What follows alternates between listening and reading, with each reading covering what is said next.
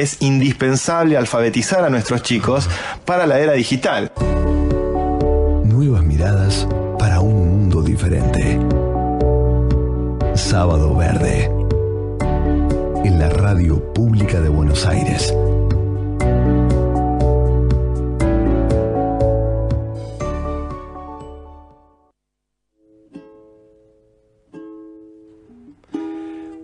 Vamos a transitar la última hora del programa.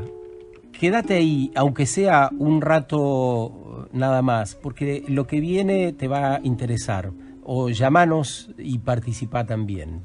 Tené a mano estos datos. Llámanos al 43717899, escribinos a @sabadoverde, @vascoverde, por Facebook, Instagram, Twitter. Escribinos, estamos esperando siempre tus palabras. ¿En quiénes confías? ¿Cuáles son tus miedos? ¿Sos feliz? Todas las preguntas que hagan falta.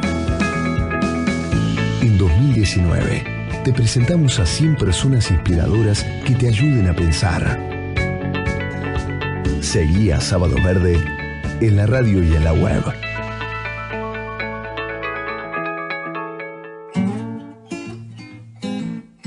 Hoy en Sábado Verde, Bernardo Klicksberg es economista, sociólogo, contador público, profesor, tiene hechos como 100 libros, 60 libros en realidad, cientos de trabajos sobre responsabilidad social, lucha contra la pobreza, ética, economía. Es un incansable viajero, Bernardo, pero esta semana ha estado en Buenos Aires. Pude escucharlo en una de sus exposiciones, donde con mucha claridad y contundencia dijo o reafirmó esta idea de que estamos transitando uno de los momentos de mayor complejidad del género humano. Científicos de todo el mundo, la NASA, con su equipamiento sofisticado de alta precisión, dice que el cambio climático está pasando, y eso enmarca buena parte de lo que hacemos en el mundo entero. Ciencia, tecnología, el desafío de la inteligencia artificial, el liderazgo femenino, la necesidad de acciones urgentes, la posibilidad de vivir 150 años, pero también millones de personas con hambre, crecientes niveles de desocupación, mayor concentración de la riqueza, todo eso junto. Entonces se preguntaba Bernardo, ¿el mundo está avanzando o no? Y hoy María de Palermo nos dice, sí, está avanzando, pero yo quiero saber en todo caso a dónde va. A ver si nos ayudás, Bernardo. Muy buen día, ¿cómo estás? Es un gusto estar con ustedes en este espacio tan estimulante y tan útil. Para nosotros también queremos estimularnos justamente a pensar. Qué gran pregunta esta, que ha sido disparador de tus charlas últimas en Buenos Aires, ¿no? Y estamos convencidos todos que va avanzando, pero ¿hacia dónde vamos? Es un mundo que está cargado de tecnología. Bienvenida a la revolución tecnológica, que da instrumentos que podrían mejorar el bienestar colectivo y solucionar problemas muy quemantes como los que plantea el sistema de las Naciones Unidas en las metas de desarrollo sostenible, los 17 problemas, empezando por la lucha contra la pobreza, la lucha contra el hambre, y varias de las metas del sistema están dedicadas a recuperar la armonía natural con el universo. Pero al mismo tiempo que hay esta esperanzadora revolución tecnológica, hay problemas muy acuciantes. Una es solucionar los mismos problemas que plantea la revolución tecnológica, como el de la desocupación en escala importante. Se vaticinan desocupaciones masivas en una serie de áreas producto de la digitalización, la robotización, que requieren respuestas. Se está discutiendo el tema con la renta mínima universal y otros que podrían ir en esa dirección. Por otro lado, el mundo está totalmente cruzado por la agenda verde, a la que ustedes están dedicados con tanta calidad. La agenda verde, claramente se han acelerado los tiempos, ¿no? Las Naciones Unidas dicen que si el panel del Premio Nobel de la Paz de las Naciones Unidas de 2.600 científicos dice que si en los próximos 12 años no hay modificaciones importantes en el envenenamiento de la atmósfera producto del dióxido de carbono, como el gas invernadero principal y otros gases, el calentamiento global va a proseguir y se va a llegar a deterioros de gran magnitud. Son muy alarmantes estas cifras recientes sobre el dióxido de carbono, que dicen que se ha pasado muy rápidamente la barrera de 400 por millón de partes, que significa un nivel de calentamiento mucho más veloz que el que se preveía. Se está, según las cifras, cerca de 410 por millón de partes, y 420 sería un umbral en donde ya está. Eso significaría un 1.5% más de elevación de la temperatura de la Tierra respecto a la época de la Revolución Industrial, lo que colocaría la situación en el umbral de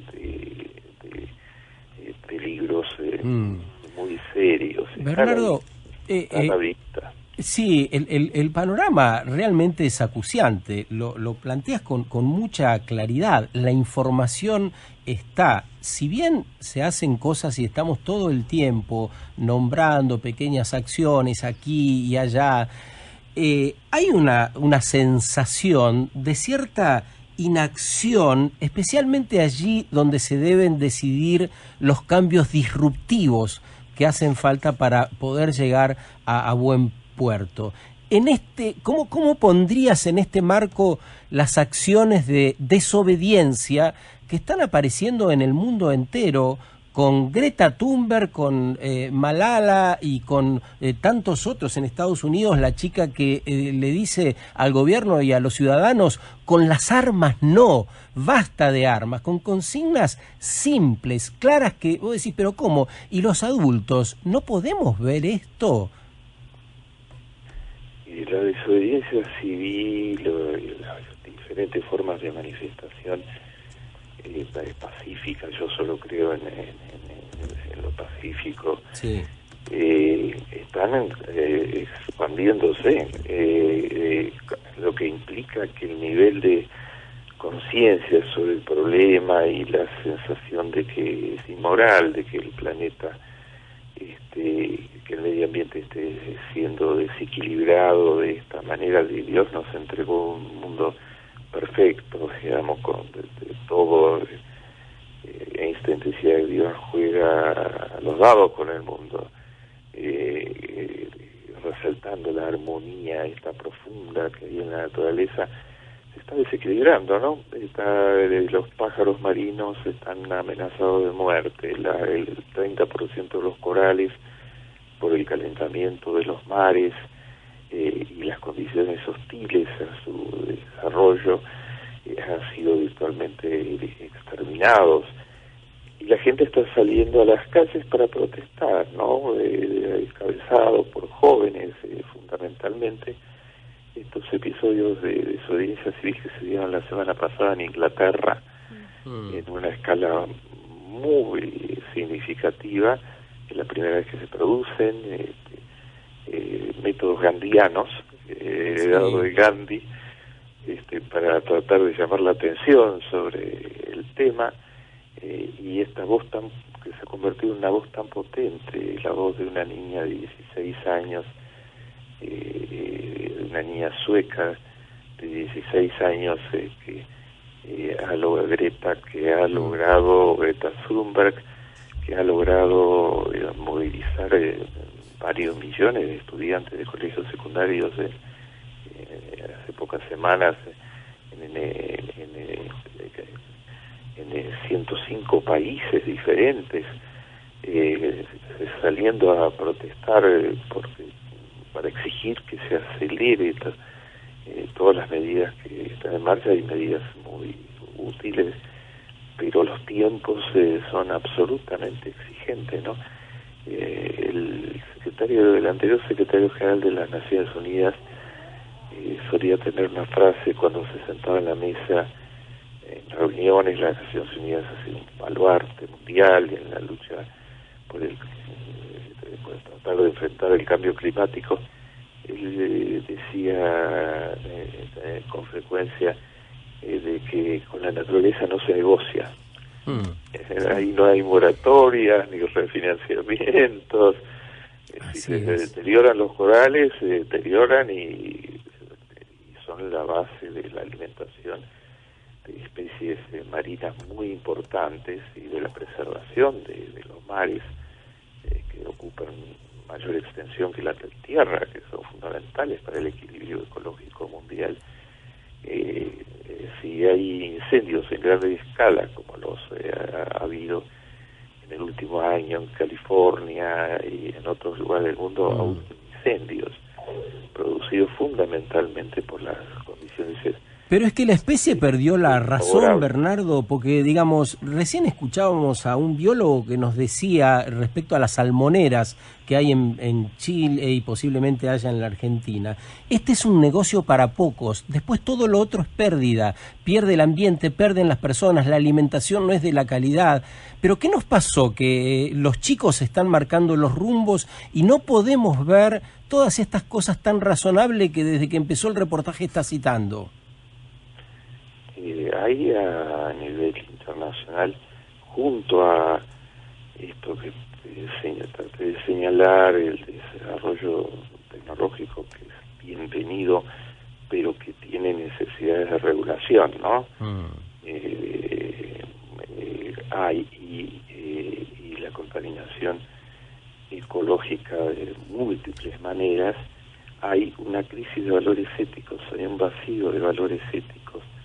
Hay un filósofo muy importante, Charles Taylor, filósofo canadiense, que ganó el máximo premio en la filosofía mundial el año pasado, el autor de Ética de la Autenticidad, entre otros libros, que dice que que hay algo muy peligroso, que estamos discutiendo solo sobre medios y que se discute muy poco sobre los fines últimos. Los fines últimos quiere decir para qué estamos en la Tierra, porque Dios nos entregó el don maravilloso de la vida, a qué debemos dedicar la vida. Dice, se discute muy poco sobre eso, dice Taylor, se discute sobre consumismo, sobre tecnologías, que son discusiones válidas, pero son medios, no hay discusión como la que debería haber sobre los fines últimos. Ese vacío de valores éticos generar incentivos para que todo valga, digamos, y el todo vale está junto a lo que menciona el biólogo que ustedes entrevistaron. Hay una serie de fenómenos, por ejemplo, la contaminación de los mares por los plásticos. 8 millones de toneladas de plástico anuales que se tiran a los mares, eso no son biodegradables, y entonces envenenan el mar y envenenan a los habitantes del mar, ¿no? Se han descubierto una cantidad de ballenas muertas en las costas de diversos países del mundo, que cuando se abrieron estaban llenas, una de ellas 1000 plásticos adentro de su estómago, murió por eso. La contaminación por el plástico es una inmoralidad total. Hay reacción, no hay reacción. Europa ha adoptado una medida que es que no permitirá más la producción de plástico desde el año 2021, ¿no? Sí, ahora Bernardo, de todas las problemáticas que mencionás implican siempre un cambio desde el punto de vista del sector privado. ¿Cómo ves realmente a las empresas, no? Porque está el famoso fenómeno del greenwashing, que es esto de decir que hacen algo pero después no lo hacen. Mismo algunas de las manifestaciones que vos mencionabas van en contra, ¿no?, de la labor que están haciendo algunas empresas. ¿Crees que el sector privado realmente está tomando todo esto que está pasando para redefinir justamente sus principios y sus acciones? Sí, no es posible generalizar, digamos, en estos temas. Hay claramente empresas que han tomado el tema del verde y de la sostenibilidad con toda fuerza. Son las empresas llamadas que hoy en día llamamos empresas B. Para ser una empresa B, que es una empresa modelo, la llamamos también empresa dual, empresa que al mismo tiempo que produce utilidades y que es productiva y competitiva, trata de minimizar al máximo su huella ecológica y trata de maximizar la creación de valor social positivo. No es una fantasía, es la conducta que adoptó Unilever, por ejemplo, en un liderazgo que termina de finalizar de 10 años de su alto director ejecutivo, Paul Polman. Paul Polman, que se convirtió en un modelo mostrando a los empresarios del mundo que es posible tener una empresa, su empresa obtuvo ganancias, es una multinacional muy importante, pero al mismo tiempo Polman hizo un esfuerzo fenomenal para crear una cultura organizacional, no solo él solo, sino acompañadas por una cultura organizacional donde estuviera tan presente como la generación de ganancias, estuviera tan presente que tienen que ser hechas de modo tal de que no produzcan daño ecológico y que produzcan un mejoramiento de la vida de buena parte del género humano que está por debajo de los umbrales de pobreza o bordeando los umbrales de pobreza. Entonces hay empresas B, y las empresas B no son solo producto de impulsos aislados, sino que son producto de una gran presión de opinión pública. Claro. Nuevamente los jóvenes, las encuestas recientes, encuestas Gallup, encuestas que miden a los consumidores muestran que los millennials y los post-millennials que ya están presentes en el escenario histórico prefieren comprar productos de empresas pro verde. Sí. Y ese es uno de los factores en la selección de compra que hacen, y se informan en las redes de cuál es el nivel de responsabilidad o irresponsabilidad, porque la irresponsabilidad existe en escala significativa de la empresa antes de comprar sus productos. Entonces hay una opinión pública fundamentalmente joven que dice va a haber castigos, premios y castigos, ¿no? Y las empresas tienen que tener en cuenta que la sostenibilidad es uno de los bienes más buscados actualmente por los jóvenes, porque lo dijo también Greta. Greta ha sido llevada a algunos de los principales foros del mundo a disertar. Esta chiquita de 16 años que por cuenta propia se lanzó a faltar un día de semana a la clase para sentarse delante del Parlamento sueco, donde decía ella exigir que las medidas sean mucho más rápidas.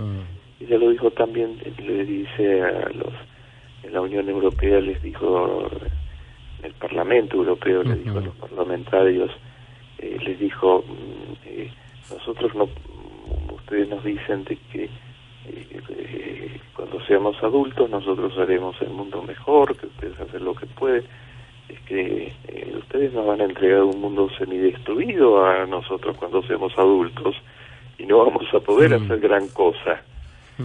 Por eso exigimos ahora, y esa es la voz de los millennials en general, exigimos que los cambios se hagan ahora. Y la NASA, como señalabas hace un rato, dice el cambio climático no es que va a venir, está sucediendo ya. Está ahora. Gracias Bernardo por estas consideraciones, por estos caminos que nos invitas a transitar para la reflexión que nos lleve en definitiva a la acción. porque los cambios, como dice Greta y reafirmás esta mañana, hay que hacerlos ya. Gracias por este rato, por tu prédica de siempre, por las publicaciones. ¿Dónde sigue tu periplo? Ya la semana que viene no vas a estar en Buenos Aires.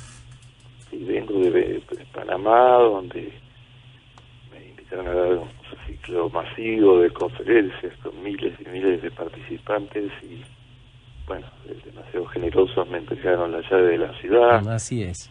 De Chile, de España, estoy invitado ahora a disertar en México.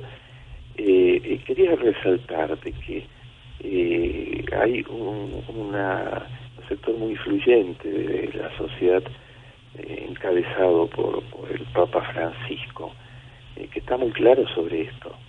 Las religiones del mundo se han autoconvocado y se están reuniendo con mucha frecuencia para defender la ecología.